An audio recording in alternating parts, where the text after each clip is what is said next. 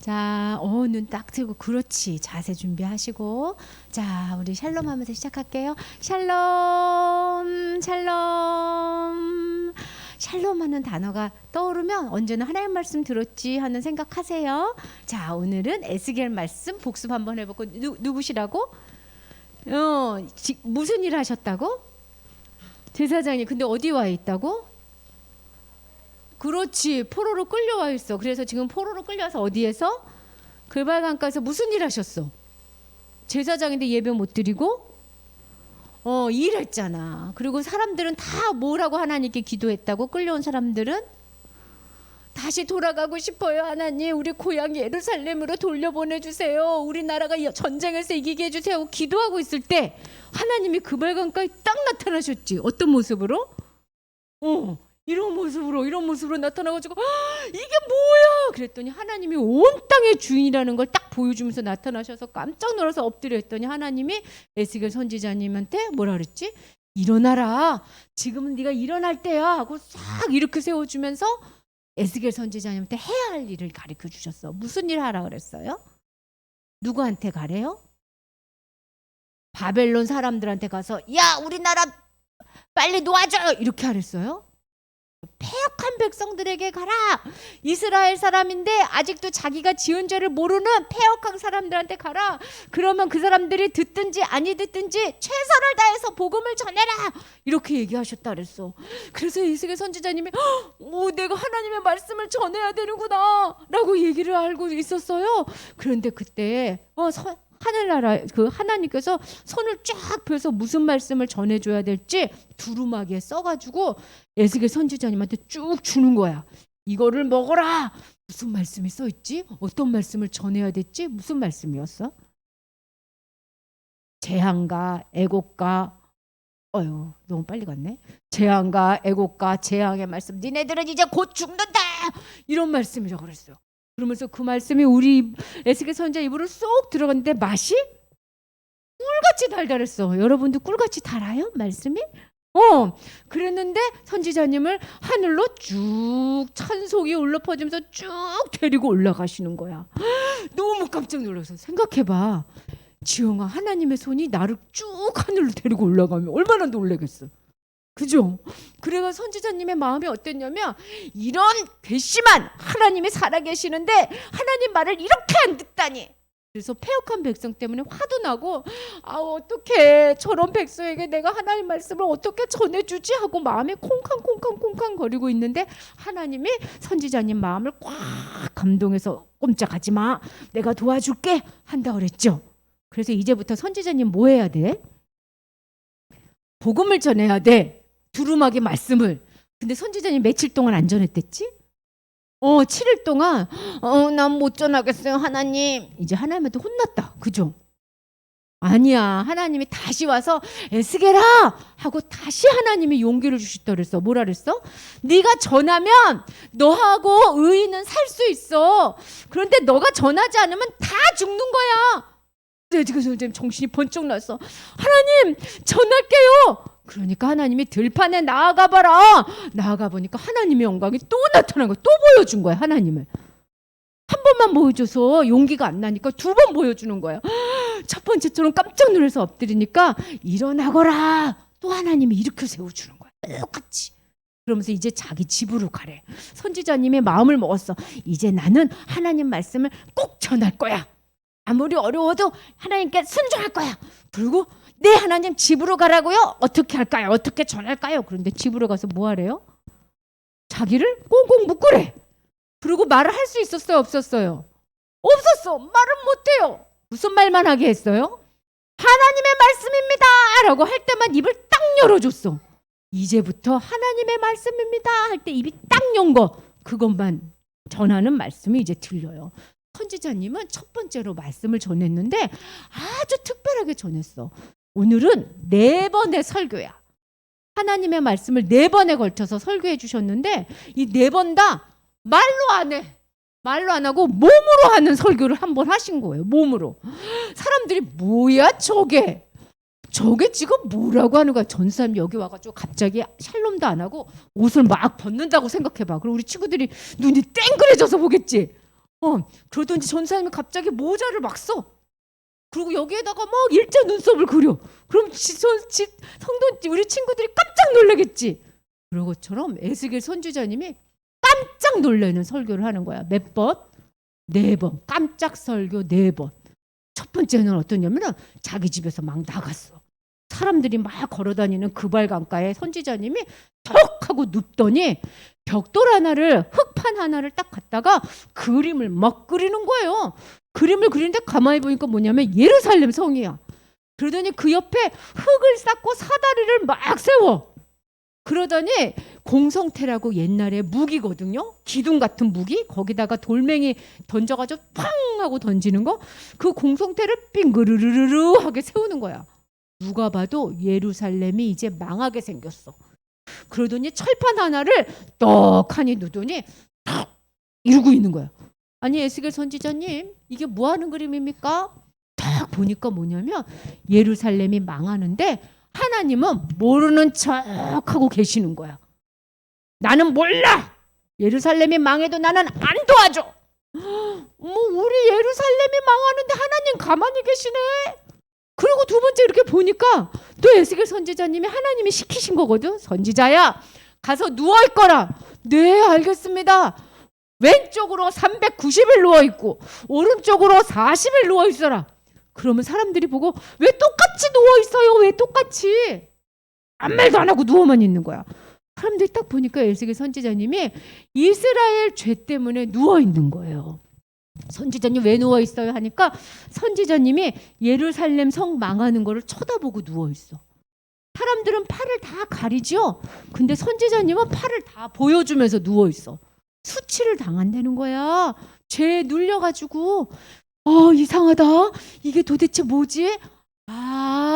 우리가 망하는 거는 죄 때문에 망하는데 죄를 이렇게 많이 저질렀구나. 선지자님 보면 다 알 수 있게. 그러더니 하나님이 이번에는 에스겔아, 그릇을 갖다가 밀가루하고 보리하고 밭하고 이런 거 귀리하고 다 섞어가지고 떡을 만들어라. 그리고 나서 물도 하루에 3컵만 쪼르륵 따라라. 그게 틀리지 않도록 저울에다가 딱 달어. 그래서 떡을 하루에 요만큼, 물을 하루에 요만큼만 먹으라는 거예요. 네, 하나님. 그리고 떡을 구울 때는 사람똥으로 구워라. 냄새 나서 싫은데. 우리는 그러잖아. 선지자님은 냄새가 중요한 게 아니야. 하나님, 그거는 율법에서 사람 똥은 가까이 하지 말라 그랬는데 저는 제사장인데 사람 똥으로 어떻게 떡을 해 먹어요? 율법에서 하지 말라 그랬잖아요. 그러니까 하나님이 선지자님이 힘들어하는 걸 보고 좋아, 쇠똥으로 바꿔줄게. 쇠똥으로. 왜 쇠똥이냐면 나무가 없어서 쇠똥으로 떡을 구울 수밖에 없는 거예요. 그러니까 선지자님이 앉아가지고 쇠똥으로 떡을 막 구워가지고 요만큼씩 먹으니까 사람들이 쳐다보고 지금 뭐 하는 거지? 예루살렘 성이 삥 돌라 있을 때 예루살렘 성 안에 사는 사람들이 이렇게 먹는다는 거야.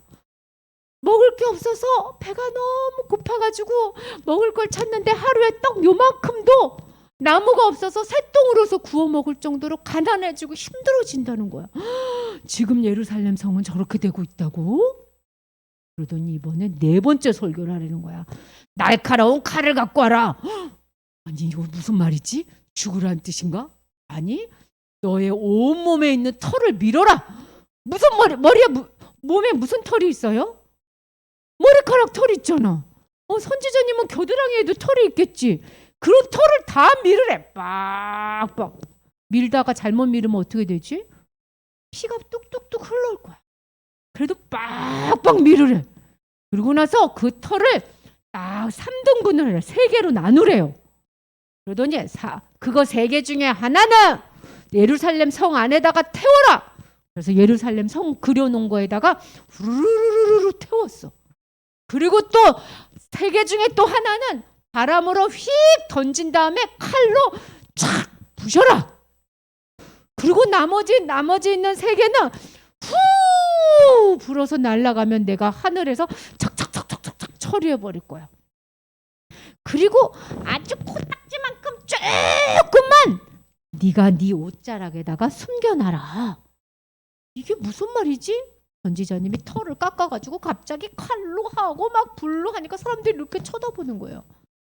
무슨 말이냐면 예루살렘 성에 있는 사람들이 다 죽는다는 거야. 불에 타서 죽고 칼에 뚫려서 죽고, 그리고 아주 조금만 살아서 돌아온다는 거예요.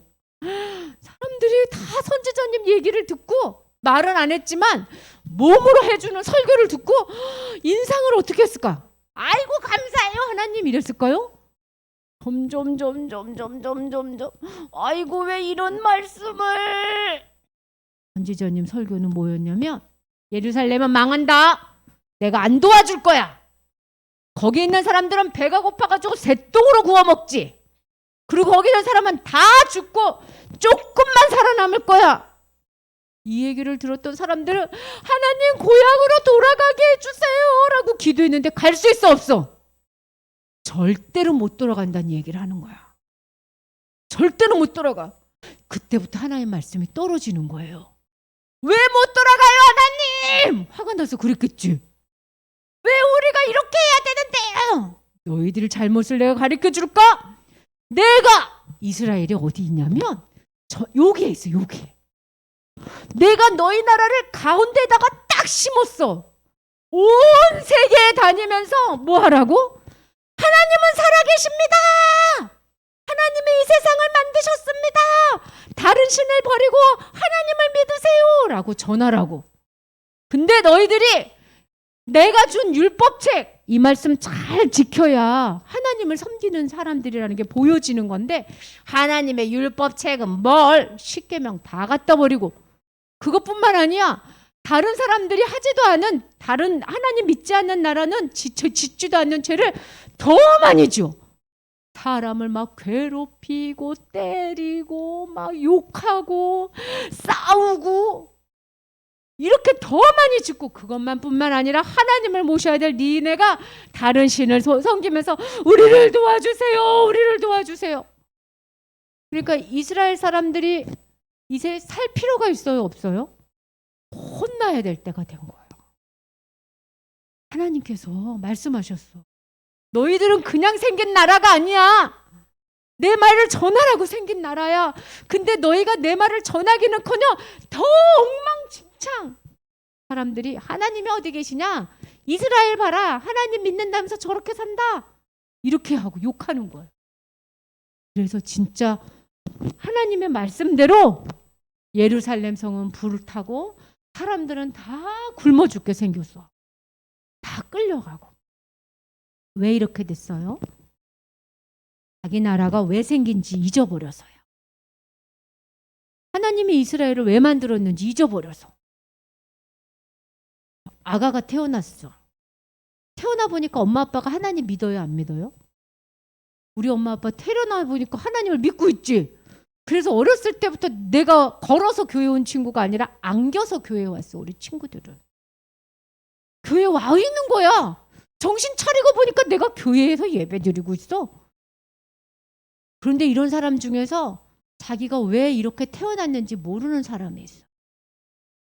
그냥 나는 이 땅에서 잘 먹고 잘 살 거야. 훌륭한 사람이 될 거야. 이런 생각을 해. 하나님이 우리를 그렇게 보내주지 않았어. 뭐 하라고 엄마 아빠 뱃속에서 태어났다고요? 하나님을 전하라고. 하나님이 이 땅에 보낼 때 유주야, 유아야, 예나야, 지영아, 시아야, 하나님을 전해주거라. 근데 이걸 잊어버려. 그리고 맨 공부하고 맨 장난감 갖고 놀고 이런 것만 생각하다 보면 어떻게 돼? 뿔뿔이 흩어져야 돼. 정신을 못 차리니까. 근데 하나님이 말씀하시는 거야. 너희들은 그냥 태어나지 않았어. 나를 전하라고 태어났어. 너희들은 그냥 태어난 게 아니야. 너희는 하나님의 사람이야. 내 가슴에 손 이렇게 대보세요. 나는 누구예요? 하나님의 사람이야. 하나님이 나한테 하나님 너무 어려운 거 시켜요. 아니, 하나님이 은혜를 많이 주셔. 다 이렇게 봐봐. 여기 위에 뭐가 있어? 하나님의 은혜가 있어. 은혜. 하나님의 사랑이 여기 안에 가득 있어. 우리는 이런 사람 잊지 말도록 해요. 네, 우리 기도합시다. 기도해요. 하나님, 우리가 이 땅에 태어난 게 하나님을 전하라고 태어났는데 하나님 잊지 말게 해주세요. 이스라엘 백성처럼 자꾸 하나님을 잊고 우상 숭배하지 않도록 도와주세요. 더 하나님, 날마다 하나님을 생각하며 하나님을 전하는 우리가 되게 도와주세요. 예수님 이름으로 기도합니다. 아멘.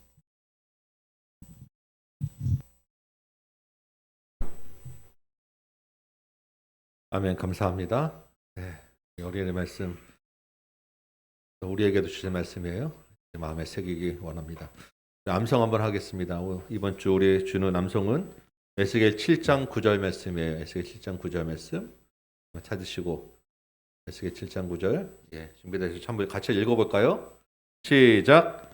내가 너를 불쌍히 여기지 아니하며 긍휼히 여기지도 아니하고 내 행위대로 너를 벌하여 너의 가증한 일이 너희 중에 나타나게 하리니 나 여호와가 때리는 이임을 내가 알리라. 네, 이번 주 암송 말씀은 조금 이상하죠?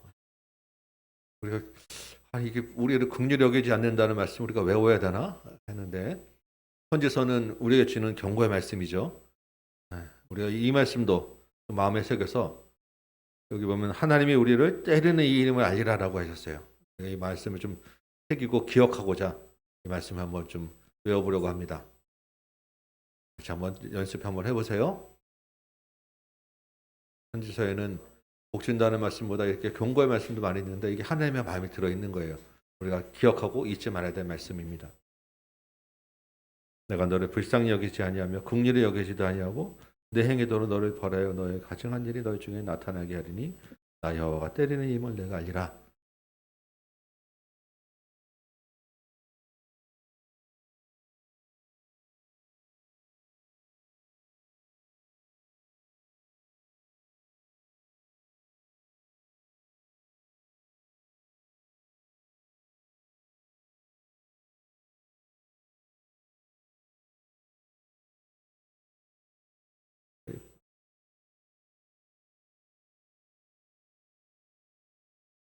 너를 불쌍히 여기지 아니하고 긍휼히 여기지도 아니하고 벌어요.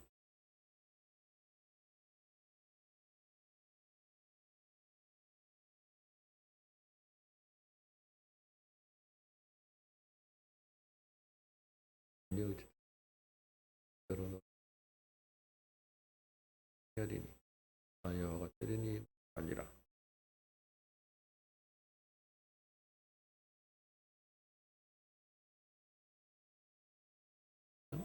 긍휼히 여기지도 아니하고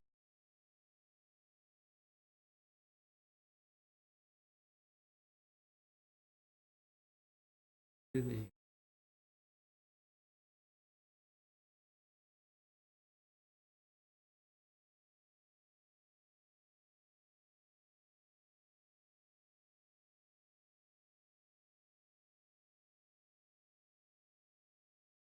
우리 같이 한번 해봅시다. 조금 덜 외워지더라도 우리 나 여호와가 때리는 이 힘을 내가 알리라 이 말씀을 기억하시면 될 것 같아요. 같이 한번 외워봅니다. 시작.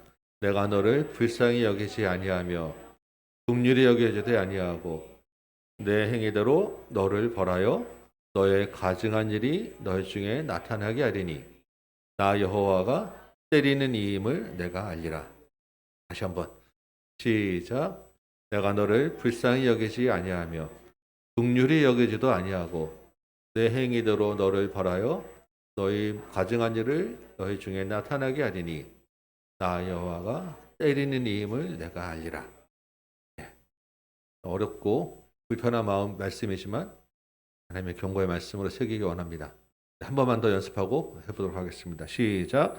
내가 너를 불쌍히 여기지 아니하며 긍휼히 여기지도 아니하고 내 행위대로 너를 벌하여 너의 가증한 일이 너희 중에 나타나게 하리니 나 여호와가 때리는 이 힘을 내가 알리라. 한번 일어서 보겠습니다. 에스겔 7장 9절 말씀부터 같이 한번 외워보도록 합니다. 잘 안 되면 보시고 보면서 해도 좋습니다. 마음에 새기는 게 중요하죠. 해보도록 합니다. 시작. 에스겔 7장 9절 말씀. 내가 너를 불쌍히 여기지 아니하며 긍휼히 여기지도 아니하고 내 행위대로 너를 벌하여 너의 가증한 일이 너희 중에 나타나게 하리니 나 여호와가 때리는 이 힘을 내가 알리라. 아멘. 오늘 우리에게 주시는 하나님의 말씀 같이 또 보도록 합니다. 에스겔 6장 말씀이에요. 에스겔 6장 1절에서 7절까지 말씀입니다. 에스겔 6장 1절에서 7절 말씀 제가 봉독하도록 하겠습니다. 여호와의 말씀이 내게 임하여 이르시되 인자야 너는 이스라엘 산을 향하여 그들에게 예언하여 이르기를 이스라엘 산들아 주 여호와의 말씀을 들으라. 주 여호와께서 산과 언덕과 시내와 골짜기를 향하여 이같이 말씀하시기를 나 곧 내가 칼이 너희에게 임하게 하여 너희 산당을 멸하리니 너희 제단들이 황폐하고 분향 제단들이 깨트려질 것이며 너희가 죽임을 당하여 너희 우상 앞에 엎드러지게 할 것이라. 이스라엘 자손의 시체를 그 우상 앞에 두며 너희 해골을 너희 제단 사방에 흩으리라. 내가 너희가 거주하는 모든 성읍이 사막이 되게 하며 산당을 황폐하게 하리니 이는 너희 제단이 깨어지고 황폐하며 너희 우상들이 깨어져 없어지며 너희 분향 제단들이 찍히며 너희가 만든 것이 폐하여지며 또 너희가 죽임을 당하여 엎드러지게 하여 내가 여호와인 줄을 너희가 알게 하려 함이라. 아멘. 앉으시기 바랍니다. 오늘 이 말씀 가지고 영적 기억 상실증이라고 하는 제목으로 여러분과 같이 말씀을 나누도록 합니다. 우리가 올해 들어서 지금 에스겔서를 지금 보고 있는데 에스겔서가 사실 우리가 그렇게 익숙하지 않은 말씀이죠. 오늘은 심판을 선포하는 내용이기 때문에 읽기에 그렇게 편하지 않습니다. 오늘 암송도 그랬지만 오늘 본문도 불편한 내용이에요, 사실. 그런데 이 에스겔서를 마치면 이제 우리가 구약 선지서를 거의 다 끝나게 됩니다. 심판과 회개를 외치는 이 선지자의 경고를 이제 한동안 어쩌면 아주 오랫동안 듣지 못하게 된다는 거예요. 사도행전 17장에 보면 베레아 사람이라고 하는 사람들이 나옵니다. 베레아 사람. 이 사람들은 말씀을 간절히 받았어요. 그리고 날마다 이것이 그러한가 하여 그 말씀을 상고하였더라 라고 기록되어 있습니다.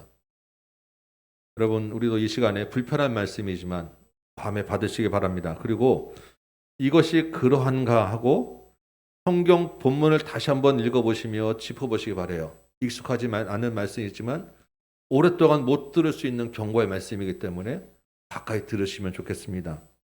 하나님의 경고의 말씀을 우리 마음에 새기는 저와 여러분 되시기 바랍니다. 오늘은 이 6장, 7장 두 장 말씀을 좀 볼 겁니다. 6장 1절 보면 여호와의 말씀이 에스겔에게 임했다고 하죠. 그런데 2절에 보면 이스라엘 산을 향하여 예언하라고 합니다. 3절은 산과 언덕과 시내와 골짜기에 칼이 임하게 하였다라고 하는 것입니다. 칼이라고 하는 건 전쟁이죠. 온 땅에 이스라엘 온 땅에 전쟁이 휩쓸고 간다는 거예요. 7장 2절 말씀 볼까요? 이번에도 여호와의 말씀이 에스겔에게 임했는데 이번에는 이스라엘 땅에 관하여 말씀하시는데 이 땅 사방의 일이 다 끝났다라고 합니다. 역시 이스라엘 온 땅에 하나님의 진노가 임했다는 것입니다. 여러분 산과 땅은 생명이 있는 존재가 아니죠. 영혼이 있는 것도 아닌데 지금 선지자가 산을 향하여 땅을 향하여 예언을 하려고 하는 거예요. 왜 그렇겠습니까? 이 땅에서 어떤 일들이 있었다는 것입니다. 이 산에서 심판받아야 할 일들이 있었다는 거예요. 어떤 일들이 있겠습니까? 이 산과 땅에 우상 숭배가 가득하였다는 것이죠. 이 이스라엘 온 땅에 산이나 골짜기, 언덕, 시냇가에 곳곳에다 하나님을 거역하고 우상을 숭배하는 일이 일어났기 때문에 이 산과 땅을 향하여 하나님이 예언하는 그 심판의 말씀을 선포하는 것입니다. 그런데 이 6장 3절 말씀 보면 이 온 땅의 그 우상 숭배의 구체적인 그 원인, 구체적인 그 현장을 산당이라고 구체적으로 지목을 하시는 거예요. 산당. 그래서 이 온 땅 가운데서 이 산당을 멸하시겠다. 4절에 보니까 6장 4절 산당에 있는 제단들이 황폐해지고 분향 제단들이 깨지고 거기서 우상 숭배하는 사람들이 다 죽게 된다. 그 죽은 시체들을 그 우상에 두고 그 해골들을 그 제단 사방에 뿌리고, 좀 표현이 좀 세고 불편하게 하죠. 그만큼 지금 하나님의 그 분노한 감정이 아주 격렬하다는 것입니다. 온 땅에 그 우상 숭배가 얼마나 가득했으면 하나님이 이렇게 말씀하시겠어요? 6절에 그 모든 성읍이 다 사막이 되고 산당 우상 다 황폐가 되고 죽임 당하게 될 것이다. 온 땅에 일어날 무서운 심판을 이야기하는데 특별히 산당에 있는 모든 것들이 없어지겠다라고 이야기하는 것입니다. 그래서 이렇게 되면 결과적으로 어떤 일이 어떻게 되느냐, 하나님이 왜 이런 일을 하시냐라고 하는 게 7절 말씀이에요. 7절 끝에 뭐라고 되어 있습니까? 내가 여호와인 줄을 너희가 알게 되리라. 7장 10절 말씀 볼까요? 10절 말씀 보면 또 이런 말씀이 있어요. 그때해야 그들이 내가 여호와인 줄 알리라. 13절 볼까요? 또 내가 여호와인 줄을 너희가 알리라. 14절 볼까요? 내가 여호와인 줄을 그들이 알리라. 지금 6장에서만 심판 메시지 끝마다 계속 내가 여호와인 줄을 너희가 알리라 라고 하는 말이 반복되고 있습니다. 하나님이 이 말로 굉장히 강조하고 있다는 거예요. 7장 4절 볼까요? 내가 여호와인 줄을 너희가 알리라. 또 반복하죠. 7장 9절 오늘 외웠던 말씀입니다. 나 여호와가 때리는 이임을 내가 알리라. 7장 27절 내가 여호와인 줄을 그들이 알리라. 하나님이 아주 작정하고 지금 이 말씀을 하고 있는 것입니다. 내가 여호와인 줄을 너희가 알리라. 특별히 오늘 암송된 7장 9절 말씀은 하나님이 때리는 이라고 하죠. 때리는 이. 여러분 우리가 하나님의 그 별명을 여러 가지 알고 있습니다. 그렇죠? 여호와 샬롬, 평강을 주시는 하나님. 여호와 이레, 준비해 주시는, 예비하시는 하나님. 또 뭐 있습니까? 여호와 니시, 네, 승리의 깃발. 또 뭐 있습니까? 여호와 라파, 치료하시는 하나님. 뭐 이런 것들을 보면 다 우리가 좋아하고 우리에게 힘과 위로를 주는 하나님의 별명들을 우리가 알고 있는데 오늘 정말로 생소한 이름이 하나 등장하는 거예요. 때리는 여호와, 여호와 막게라고 하는 이름입니다. 정말 어울리지 않는, 처음 들어보는 말씀이고 별로 기억하고 싶지 않은 여호와 막게, 때리는 하나님. 이 말을 듣는 이스라엘 백성들은 얼마나 충격적이었으며 우리도 이 말을 별로 반갑지 않은 말씀을 듣지 않겠습니까? 근데 하나님이 내가 여호와인 줄 알리라 하면서 이 말씀도 같이 기억하게 하시는 거예요. 여러분 한번 생각해 보시기 바랍니다. 내가 여호와인 줄 너희가 알리라 라고 하는 이 말은 마치 그동안은 이스라엘이 잘 몰랐다가 이제부터 알게 되었구나 라고 생각하기 쉬운 말입니다. 그렇죠? 몰랐다가 이제 알게 될 거야 라고 가르쳐 주는 것처럼 보입니다. 여러분 맞습니까?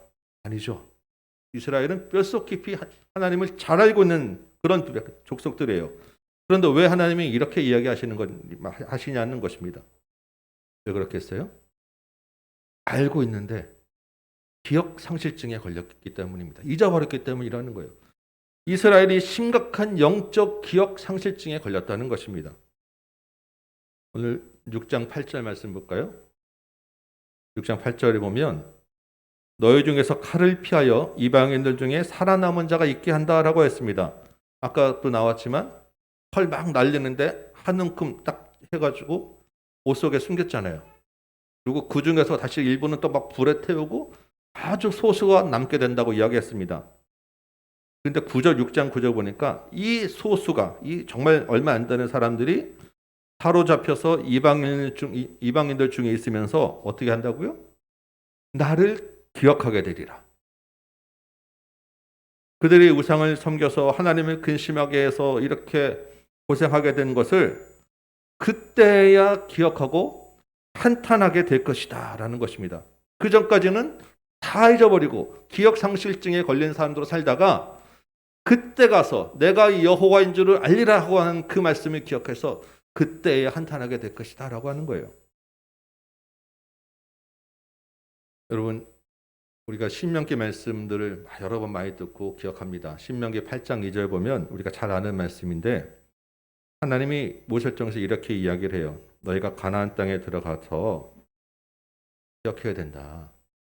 너희가 이 광야 40년을 보낸 것, 하나님이 그 광야에서 행하신 일을 너희는 기억해야 돼라고 신신당부를 하세요. 광야 40일 동안 어떤 일을 했습니까? 홍해가 갈라지고 만나를 먹이고 물이 없는 데서 반석이 쳐서 물이 나오고 의복이 헤어지지 아니하고 하나님이 함께 하시는 이것들을 너 기억해야 돼라고 신신당부해서 이스라엘을 가나안 땅에 들여보냈어요. 잊어버릴까 봐 어떻게 했습니까? 십계명을 돌로 새겨서 주시고 그 십계명의 첫째 둘째가 무엇입니까? 나 여호와를 나 외에 다른 신 두지 마라. 너를 위하여 새긴 우상 형상을 만들지 말라고 그렇게 간곡하게 명령하고 부탁해서 이스라엘을 가나안 땅에 들여보낸 거예요. 기억하라고, 잊어버리지 말라고. 그런데 이 사람들이 가나안 땅에 들어와서 그 하나님의 말씀을 잊어버린 것입니다. 자기가 잊어버렸다는 것조차도 잊어버렸어요. 그 영적 기억 상실증의 현장이 바로 산당이었다라고 하는 거예요.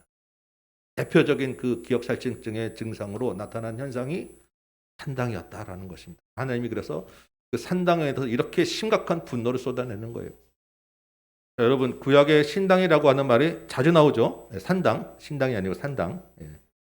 산당이라고 하는 말이 굉장히 자주 나오죠. 이 산당이라고 하는 말 자체의 뜻은 히브리어 뜻은 높은 곳이라는 뜻이에요. 높은 곳.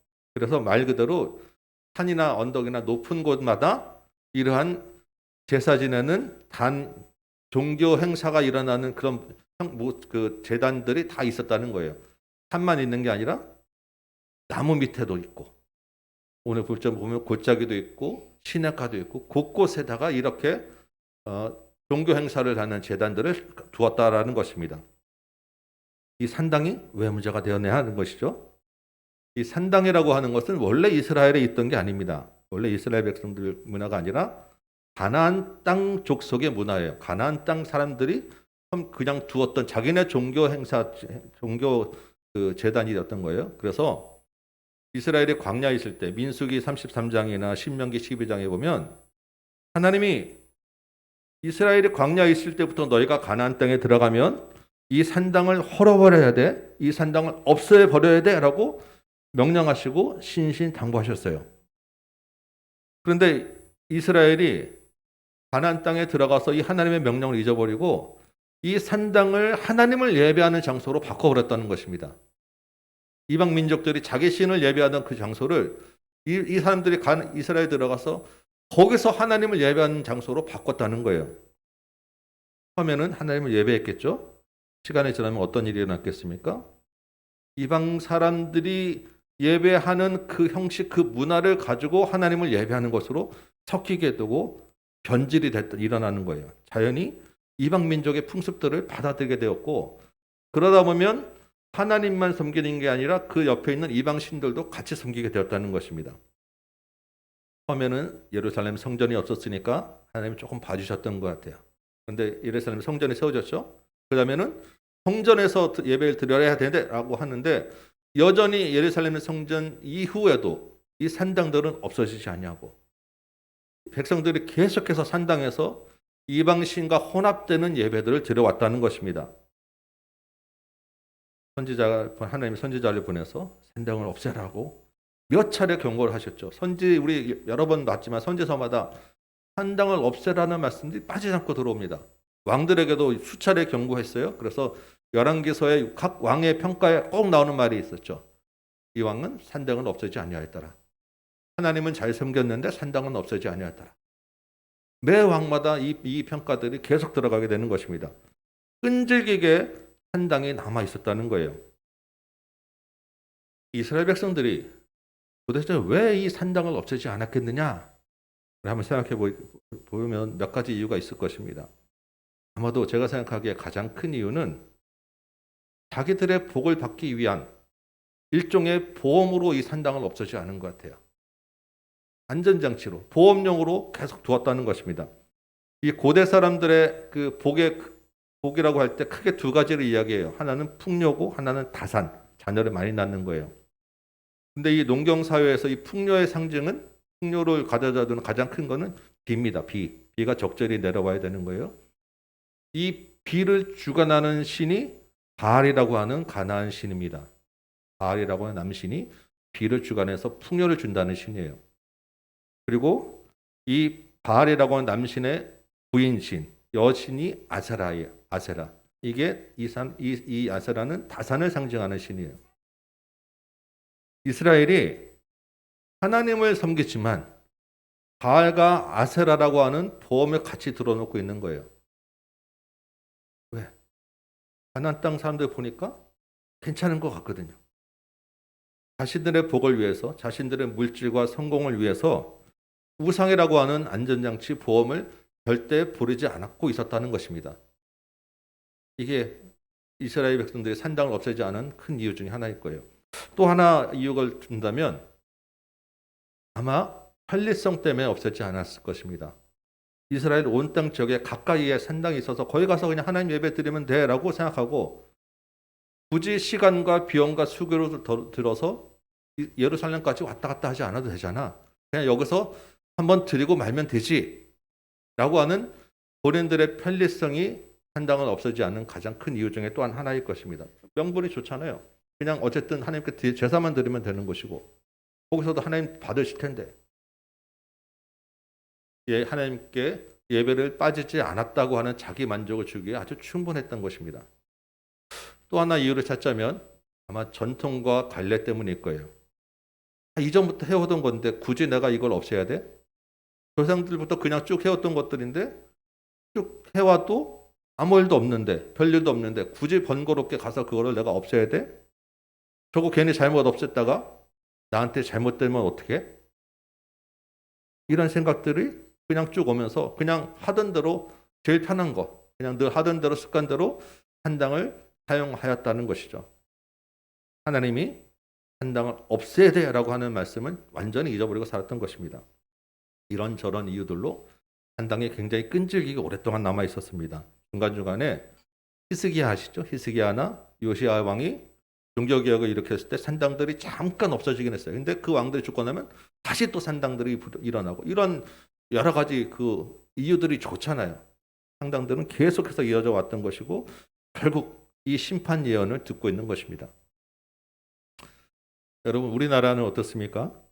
우리나라도 온 산에 나무에 바위에 이 산당 문화가 가득하죠. 아주 오래된 전통이죠. 조상 때부터 온갖 우상들을 섬겨 왔었어요. 지금도 곳곳에 그대로 남아 있죠. 우리나라의 정신적인 것을 지배하는 유교와 불교 문화도 굉장히 오랫동안 남아 있습니다. 지금은 물질 문명이라고 하는 이 자본주의가 또 우리를 이 땅을 지배하고 있어요. 우리는 모르게 여러 가지 우상 문화가 우리를 지배하고 우리 생각을 지배하고 습관처럼 입에 몸에 다 배어 있는 상태로 우리가 신앙생활을 하고 있는 거예요. 알게 모르게 우리 신앙생활 가운데서도 이러한 산당 문화라고 하는 것이 우리 안에 들어와 있는 것입니다. 우리가 이런 예배 형식을 가지고 있지만 우리 머릿속에는 그래도 조상묘로 옮기면 조금 찝찝한데 라고 하는 생각이 들어있다는 거예요. 제사를 드리지 않으면 조상을 조금 헐대하면 이런 생각들이 알게 모르게 찝찝함이 남아있다는 것입니다. 더 큰 위험이 하나 있어요. 우리도 하나님을 섬기면서 우리의 복과 성공을 위한 보험을 필요하다, 안전장치가 필요하다라고 하는 생각들을 가지고 있다는 것입니다. 이 땅에서 우리가 먹고 사는 게 빡빡하지 않습니까? 당장에 사는 것도 힘든데 노후와 장래도 준비해야 되고 자녀도 키워야 되고 여러 가지 우선 급한 것들이 우리 신앙보다 앞서게 되어 있는 것이 우리 삶에 자연스럽게 나타나게 된다는 것입니다. 거기에 우리 편리한 대로 하고자 하는 마음들이 있잖아요. 급한 거 처리해야 되는데 예배 좀 편리하게 하고 한두 번 빠지기도 하고 예배를 늘 나오긴 하지만 이번 주일이 됐으니까 시간 됐으니까 하던 대로 그냥 집에 있다가 급하게 시간 맞춰 나오고 가는 것으로 끝나는 습관과 전통에 의한 예배들도 아직 우리 안에 남아 있는 것입니다. 하나님을 잊고 산당을 섬겼던 이스라엘의 문제들이 우리 가운데서 없다고 우리가 어떻게 말할 수 있겠어요? 조국 교회 여러 가지 문제들 우리가 얘기할 때 이 문제들을 우리가 빼놓을 수 없는 것입니다. 우리 교회는 과연 거기에서 자유로운가? 우리는 신앙생활 잘한다고 하면서 영적으로 문제가 없다고 할 수 있는가? 돌아봐야 하지 않겠습니까? 이스라엘이 하나님을 뼛속 깊이 아는 사람들조차도 신앙생활하고 예배 드리면서 산당을 같이 섬기는 일이 일어나는 거예요. 여러분, 산당의 문제는 결국 예배의 문제입니다. 산당에서 행해진 일들은 다 결국 예배예요. 예배와 관련되어 있는 것입니다. 우리가 조국교회가 이 예배에 있어서 영적 기억 상실증에 걸리지 않았다고 제가 자신 있게 할 수 있느냐는 것이죠. 우리의 예배가 하나님을 향한 기억 상실증에서 자유롭게 되느냐라고 돌아보아야 될 필요가 있지 않냐는 것입니다. 하나님을 우리가 안다 하고 하나님의 말씀을 안다고 하면서 우리의 예배를 하나님이 어떻게 이야기하시는지, 우리 예배 보면서 이스라엘 산과 땅을 심판하겠다고 하는 그 경도를 혹시 쏟아내지 않으시는지, 아마 우리도 이스라엘이 산당을 없애지 않은 그 문제들을 가지고 한번 적용해 보아야 되지 않겠냐는 것입니다. 여러분 어떠세요? 바른 예배, 참 예배 잘 드리고 계십니까? 네, 여러분 얼굴 보니까 아주 두 눈 부릅뜨고 마음 집중하고 그래 내가 잘해야지 하는 마음으로 아주 충만하신 것 같아요. 여러분 그런데 그렇게 앉아있다고 하지만 우리 마음이 그 모습과 같이 따라옵니까? 두 눈 부릅뜬 거하고 마음 생각은 다르게 움직이죠. 잠시 우리가 집중해서 잘 드려야지 하고 있지만 문 열고 나가면 바로 영적 기억 상실증이 찾아오는 게 우리 모습 아닙니까?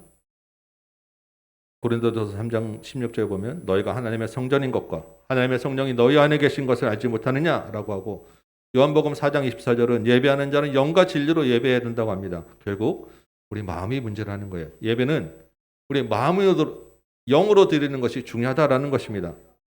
이 한 시간뿐만 아니라 우리의 마음이 가는 곳, 우리의 마음 생각과 정신이 가는 그 우리 삶 전반에 걸친 예배에서 하나님을 잊지 말아야 된다라고 지금 경고하고 있는 것입니다.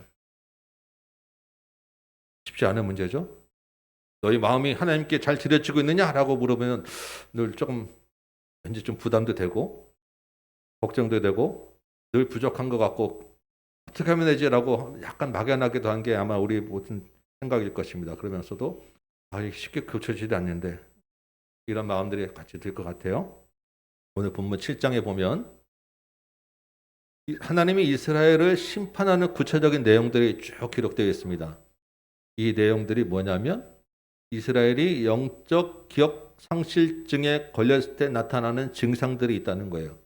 하나님이 그런 증상들을 하나하나 구체적으로 심판하는 모습들이 벌을 주시는 내용들이 쭉 나와 있어요. 그래서 우리가 이걸 보면서 우리가 영적 기억 상실증에 걸리면 이런 증상들이 나타나는구나 라고 하는 체크 포인트로 우리가 받을 수 있습니다. 그것들을 기억해서 혹시 이런 모습들이 하나님이 이스라엘을 이를 벌 주시는 이런 모습들이 우리에게 나타나지 않는가? 한번 점검해 볼 필요가 있는 거예요. 한번 보면 이런 이야기들이 있습니다. 7장 10절부터 볼까요? 7장 10절 보면 그날에 정한 재앙에 이르렀다. 하나님 심판하는 날이 이르렀습니다. 그런데 하나님이 무엇을 심판하느냐? 교만에 싹이 났다라고 하는 거예요. 이스라엘의 교만을 심판하신다는 것입니다.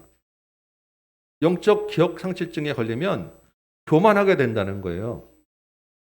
7장 20절에 보니까 하나님이 그 화려한 장식으로 말미암아 교만을 품었다라고 하죠. 그 교만을 갖다가 오물처럼 갖다 버리게 하겠다라고 하는 것입니다. 교만이라고 하는 것이 무엇입니까? 하나님이 주인이고 하나님이 높아져야 되는데 그 자리에 내가 있는 게 교만이에요. 내가 높아지려고, 내가 인정받으려고 하는 것. 교회에서도 내 신앙 자랑하려고 하는 마음, 교만한 것입니다. 그런데 우리 안에 그런 마음들이 있잖아요. 여러분, 교만이라고 해서 꼭 높아지려고 하는 마음만 교만은 아닙니다. 어떤 것도 있어요? 다른 사람과 비교하고자 하는 마음도 사실은 교만한 거예요. 교만하면서 나는 왜 이러지라고 하는 것도 사실은 교만한 것입니다. 낮아지는 게 아니라 교만하기 때문에 다른 사람과 비교하고 다른 사람과 높고 낮은 것을 따지는 거예요. 나는 그러지 말아야지. 나만 예배 잘 드리면 돼. 여러분, 교만한 것입니다. 나 혼자 잘 살겠다라고 하는 것 자체가 나를 내세우는 그런 마음인 거예요.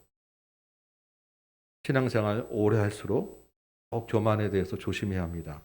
목회자일수록, 중직자일수록, 앞에 서는 사람일수록 더욱더 주의해야 하는 것입니다. 모든 선지자가 공통적으로 이스라엘의 죄를 지적할 때 교만은 반드시 들어가 있어요. 가장 위험한 영적 기억 상실증의 증세가 교만이라는 것입니다.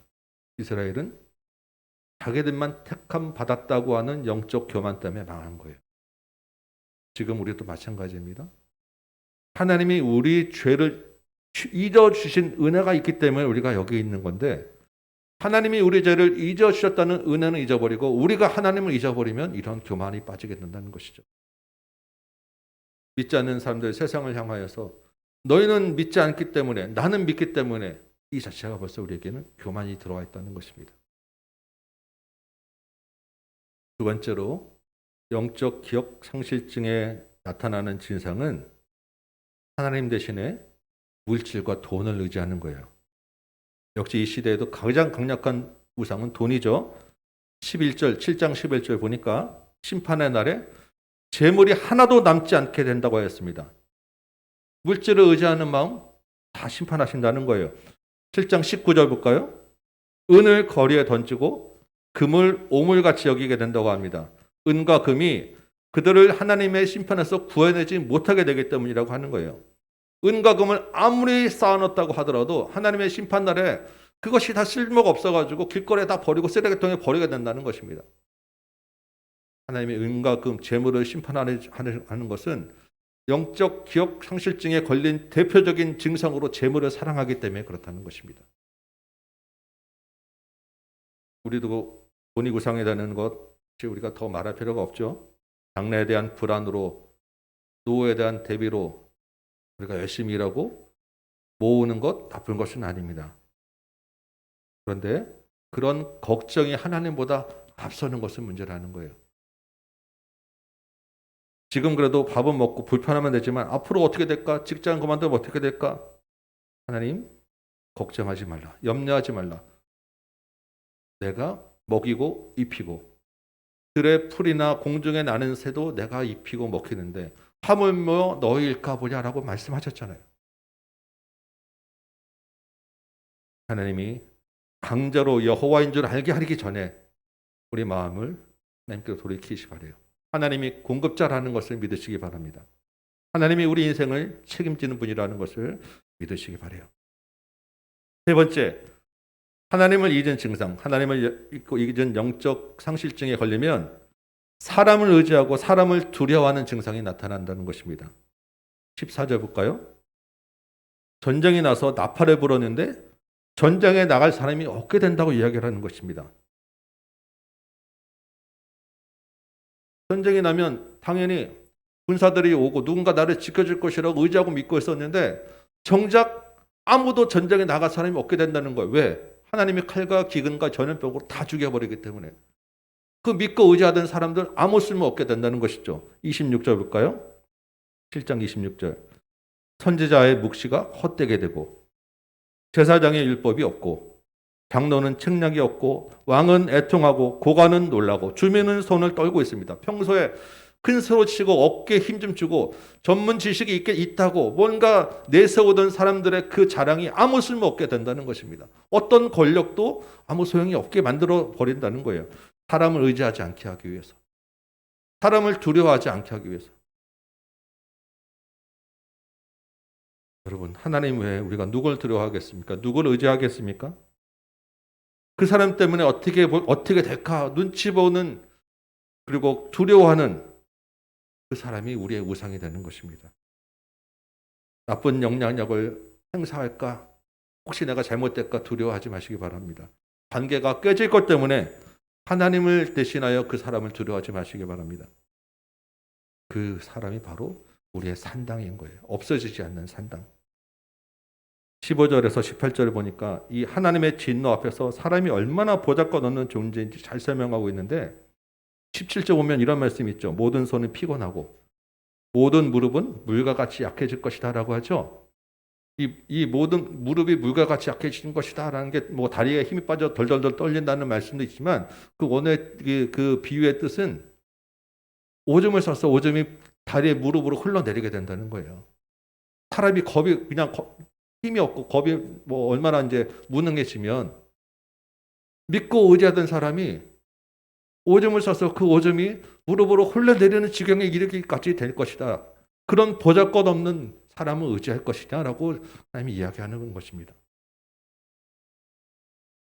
네 번째, 영적 기억 상실증에 걸린 증상은 종교를 의지하는 거예요. 종교. 우리도 이거 굉장히 조심해야 됩니다. 22절, 7장 22절 보면 내가 또 내 얼굴을 그들에서 돌이키리니 그들이 내 은밀한 처소를 더럽히고 포악한 자도 거기 들어와서 더럽힌다라고 하였습니다. 하나님의 은밀한 처소를 더럽힌다라고 하는 것 무엇이겠습니까? 하나님의 성전이 더럽혀진다는 거예요. 성전에서 거룩한 것으로 여겼던 것들이 다 더럽혀질 것이고 성전이 무너진다는 것입니다. 왜? 하나님의 얼굴을 돌리셨기 때문에. 하나님이 더 이상 그 성전에 계시지 않기 때문에. 하나님을 의지한다고 내가 그래도 잘 살고 있다고 하는 이 종교 생활과 종교 행위가 아무 쓸모 없게 된다는 것입니다. 내가 주일 성수하였고 내가 헌금하였고 내가 봉사하였고 11조하였고 그것이 우리를 지켜주지 않는다는 거예요. 하나님이 우리 가운데서 떠나면 그것들은 아무 쓸모없는 무익한 산당일 뿐 하나님의 진노의 대상, 심판의 대상이 될 수밖에 없다는 것입니다. 우리가 마음이 하나님을 잊어버리고 교회 건물을 자랑하고 우리의 종교 활동을 자랑한다면 우리에게도 똑같은 진노가 임할 수밖에 없다는 말씀을 주고 있는 것입니다.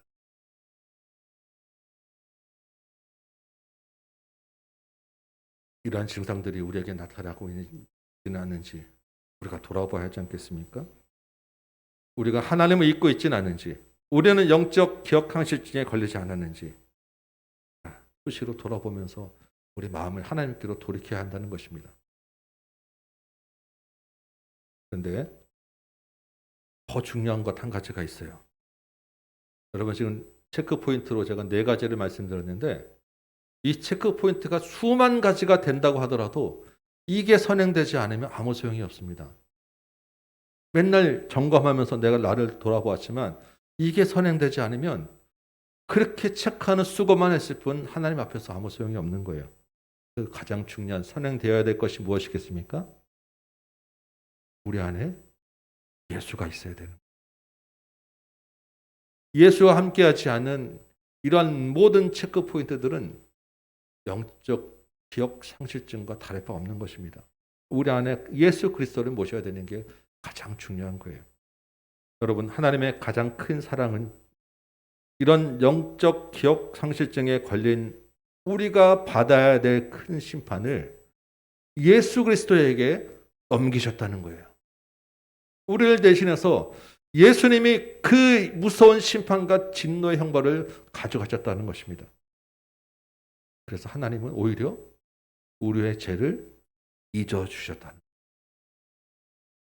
우리의 힘으로 체크 포인트를 놓고 앞에 한다고 하면 우리는 하나님을 잊어버릴 수밖에 없습니다. 또 다른 빠뜨린 체크 포인트가 계속 나오고 우리 안에서 산당은 끈질기게 살아남을 수밖에 없어요. 그런데 예수의 힘으로 예수를 의지해서 하나님을 기억하면 우리는 하나님만 섬기게 될 수 있습니다. 우리가 순간순간 하나님을 잊게 될 때마다 우리 안에 예수가 있으면 이 예수가 우리를 말씀하시고 예수의 영이 우리를 찔려서 깨닫게 하시고 우상으로 가는 발걸음들을 돌이키게 해주시는 거예요. 그래서 때로는 우리를 귀찮아하게도 만드시고 때로는 우리에게 고난도 주시고 때로는 우리를 빈곤하게도 하시는 것입니다. 금요 기도회 때 말씀 나눈 사도 바울의 육체의 가시처럼 우리에게도 없어지지 않는 육체의 가시가 있는 것은 예수가 우리 안에 있기 때문이에요. 하나님을 잊지 않게 하려는 은혜인 것입니다. 기도해도 되지 않는 것, 원하는 것, 바라는 대로 되지 않는 것 하나님의 은혜로 여러분 믿으시기 바랍니다. 예수가 우리 안에 있기 때문이라는 것을 기억하시고 영적 기억 상실증에 걸리지 않게 하려는 예수의 은혜라고 받으시기 바라요. 내가 돈을 사랑하는지 염려될 때마다 예수의 이름을 부르시고 사람이 의지되고 사람이 두려울 때마다 예수를 바라보시고 성령님께 도움을 구하는 여러분 되시기 바랍니다. 교만해지려는 내 마음을 볼 때마다 십자가에서 낮아지신 예수를 생각하시고 내가 내 안에 예수를 모신 성전이라는 것을 기억하시기 바라요. 여러분, 예수는 우리가 잘 살기 위한 보험이 아닙니다. 우리 삶의 전부예요. 그래서 이 예수를 따라가는 길은 낮아지는 길이고 섬기는 길이고 불편할 수도 있지만 우리에게 생명을 주는 길이 되는 것입니다. 예수를 믿고 따르는 저 여러분 되시기 바랍니다. 이 한 주간도 예수와 함께 영적 기억 상실증에서 벗어나고 영적으로 깨어있는 한 주 되시기를 주님의 이름으로 축원합니다. 네. 찬송 안장하고 말씀 생각하며 같이 기도합시다. 289장 주 예수 내 마음에 들어와 계신 후 변화의 새 사람이 되었다. 내가 이제 예수님 모시고 기쁘게 살아가리라. 우리 한번 찬양하도록 하겠습니다.